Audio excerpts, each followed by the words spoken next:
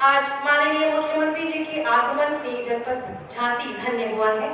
माननीय मुख्यमंत्री जी के शुभ कदमों द्वारा झांसी को ये बड़ी सौगात कि जनपद झांसी के नगर निकायों एवं अन्य विभागों की विभिन्न विकास परियोजनाओं का लोकार्पण और शिलान्यास किया जाना है। मैं बहुत ही आदर के साथ माननीय मुख्यमंत्री जी से अनुरोध करूंगी कि अपने शुभ कदमों से बटन दबाकर नगर निकायों एवं अन्य विभागों की विभिन्न 102 विकास परियोजनाओं का लोकार्पण और शिलान्यास कर झांसी वासियों को ये भव्य सौगात सौंपे। ये 110 विकास योजनाएं जिनकी लागत 328 करोड़ है। हम मंच में बाईं ओर देख सकते हैं कि इन विकास योजनाओं के शिलापटों का अनावरण हो रहा है और इसके माध्यम से झांसी के विकास के एक नए अध्याय का शुभारंभ हो रहा है। धन्यवाद, आभार माननीय।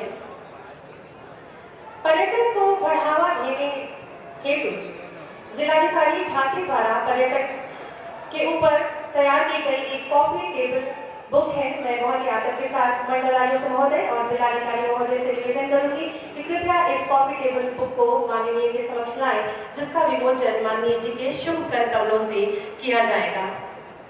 इस कॉफी टेबल बुक में झांसी के विभिन्न ऐतिहासिक पर्यटन स्थलों और इससे जुड़ी संस्कृति, कला और शौर्य का उल्लेख है। आप सभी की जोरदार तालियां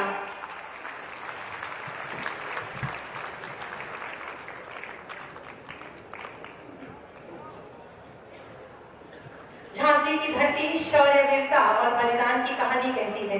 इसके विभिन्न पर्यटन स्थल, इसके किले और इसकी कला का इसमें उल्लेख किया गया है।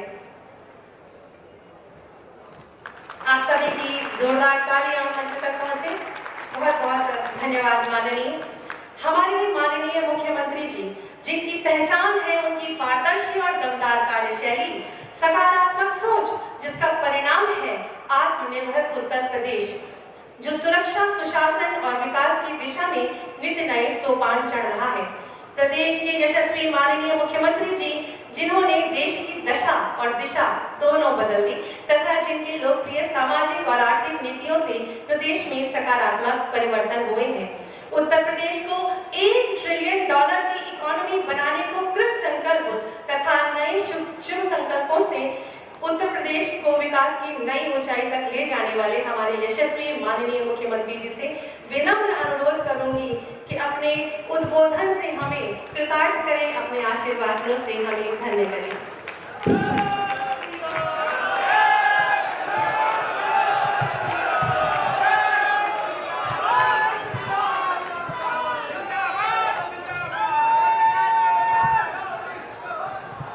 केंद्रीय मंत्री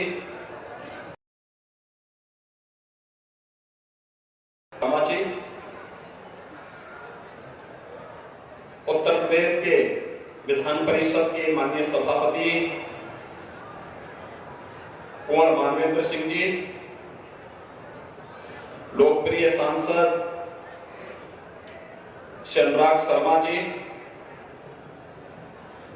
महापौर श्री रामतीर्थ सिंघल जी, जिला पंचायत के अध्यक्ष श्री पवन गौतम जी, मान्य विधायकगण श्री रवि शर्मा जी, श्रीमती रश्मि आर्य जी, श्री राजीव सिंह परिसा जी, श्री जवाहरलाल राजपूत जी, विधान परिषद की सदस्य श्रीमती रमा निरंजन जी, क्षेत्रीय अध्यक्ष श्री मानवेंद्र सिंह जी, प्रदेश सरकार की पूर्व मंत्री डॉक्टर सतीश चंद्र द्विवेदी जी, संत विलास शिवहरी जी, मुकेश शर्मा जी, जमुना प्रसाद कुशवाहा जी और आज के इस कार्यक्रम में उपस्थित झांसी के हमारे सभी विभिन्न सामाजिक, सांस्कृतिक, व्यापारिक और समाज के विभिन्न क्षेत्रों से जुड़े हुए हमारे सभी प्रबुद्धजन, उपस्थित भाइयों बहनों, मैं आप सबका आज के इस कार्यक्रम में हृदय से स्वागत करता हूं, अभिनंदन करता हूं। विधानसभा चुनाव के बाद किसी बड़े आयोजन के माध्यम से आपके साथ संवाद करने का अवसर यहां नहीं प्राप्त हो पाया था। विधानसभा चुनाव में आप सबने, झांसी के मतदाताओं ने भारतीय जनता पार्टी और प्रधानमंत्री मोदी जी के नेतृत्व पर विश्वास करते हुए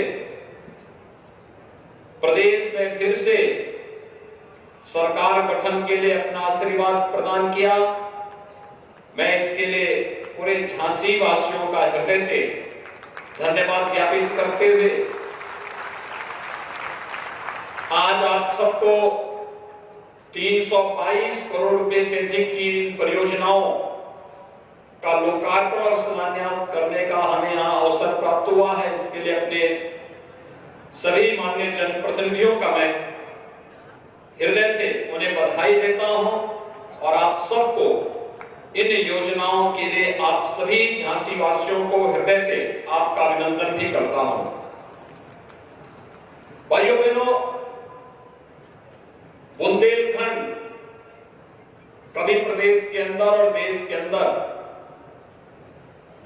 सूखा, बदहाली, अराजकता और प्राकृतिक संसाधनों पर लूट खसोट के लिए जाना जाता था। प्राकृतिक सौंदर्य और संसाधनों से समृद्ध होने के बावजूद कुछ निहित स्वार्थी तत्वों के द्वारा बुंदेलखंड की तस्वीर बहुत खराब ढंग से प्रस्तुत किया जाता था। मुझे याद है जब मुख्यमंत्री बना था मैं 2017 में, और उस समय प्रधानमंत्री जी से जब मैं मिलने के लिए गया था तो आदरणीय प्रधानमंत्री जी ने एक ही बात मुझसे कही कि प्रदेश का दौरा जब शुरू करें तो बुंदेलखंड से अगर आप कर सके तो अच्छा होगा।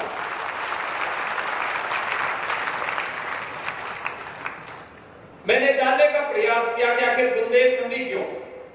प्रधानमंत्री जी ने कहा कि जो तस्वीर बुंदेलखंड की प्रस्तुत की जाती है, बुंदेलखंड को इससे उभारना है और वहां के विकास के लिए जो कुछ भी हो सकता हो वह करने की आवश्यकता है। और भाइयों बहनों, जब मैं पहले ही दौरे पे आया था बुंदेलखंड, तो बुंदेलखंड के लिए उस समय हम लोगों ने घोषणा की थी बुंदेलखंड एक्सप्रेसवे की, और उसके बाद आज बुंदेलखंड विकास की नई ऊंचाइयों को छूता हुआ दिखाई दे रहा है। बुंदेलखंड एक्सप्रेसवे को प्रधानमंत्री जी ने इसी वर्ष राष्ट्र को समर्पित कर दिया है। अब चित्रकूट से दिल्ली की दूरी सचमुच 5 घंटे में तय हो जाती है। ये वही बुंदेलखंड था जहां से आवागमन अत्यंत दुरूह था, आज दूरी घट चुकी है, आवागमन आसान हो चुका है। बुंदेलखंड जल के लिए तरसता था। ऐसा नहीं कि यहां जल की मात्रा कम रही हो, यहां पे सरफेस वाटर पर्याप्त मात्रा में था। और हम आभारी हैं प्रधानमंत्री मोदी जी के, जब हम लोगों ने बुंदेलखंड की पेयजल की स्कीम को बनाया था, भारत सरकार ने जल जीवन मिशन को बनाया, और उसके बाद आज की स्थिति यह है कि बुंदेलखंड के हर गांव और हर घर तक शुद्ध आरओ का पानी पहुंचाने के हम नजदीक पहुंच चुके हैं, और बहुत शीघ्र बुंदेलखंड के हर घर में शुद्ध पेयजल की आपूर्ति हम लोग करेंगे। भाइयों बहनों, शुद्ध पेयजल की आपूर्ति का मतलब आधी से अधिक बीमारी का समाधान होगा। शुद्ध पेयजल की आपूर्ति का मतलब व्यक्ति को जीने के लिए, ईज ऑफ लिविंग के उस लक्ष्य को और आसान बना देना। जो तमाम प्रकार की बीमारियां होती हैं उसमें प्रदूषित जल भी एक कारण है। और भाइयों बहनों, दवा का खर्चा बचेगा, घर में जल की उपलब्धता होगी, बहन और बेटियों को जल लेने के लिए 2 किलोमीटर, 4 किलोमीटर, 5 किलोमीटर और 10 किलोमीटर पैदल नहीं जाना पड़ेगा। बुंदेलखंड की बड़ी समस्या का समाधान उससे हुआ। डिफेंस कॉरिडोर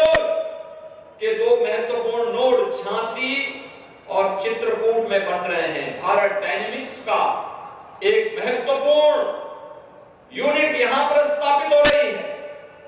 प्रधानमंत्री जी स्वयं यहां पर आए थे और उन्होंने इसका शिलान्यास का कार्य संपन्न किया था। और भाइयों बहनों, ये कार्यक्रम निरंतर चल रहा है। आज बुंदेलखंड में बेहतर कनेक्टिविटी हुई है और उससे भी आगे बढ़ करके बुंदेलखंड के नौजवानों को नौकरी और रोजगार भी मिला है। बुंदेलखंड डकैती से मुक्त हुआ है और बुंदेलखंड में माफिया और अपराधियों का बोलबाला समाप्त हुआ है। ये जो माफिया यहां पर गरीबों की संपत्ति पर कब्जा कर लेते थे, व्यापारियों की संपत्ति को हड़प लेते थे, सत्ता की धमक दिखा करके प्रशासन को दरकिनार करके राह चलते हुए लोगों का जीना हराम करते थे, यहां के संसाधनों पर लूट खसोट करते थे। आज आप देख रहे हो कि ब्याज सहित इसकी वसूली सरकार ने प्रारंभ कर दी है। माफिया कहीं भी छुपा होगा,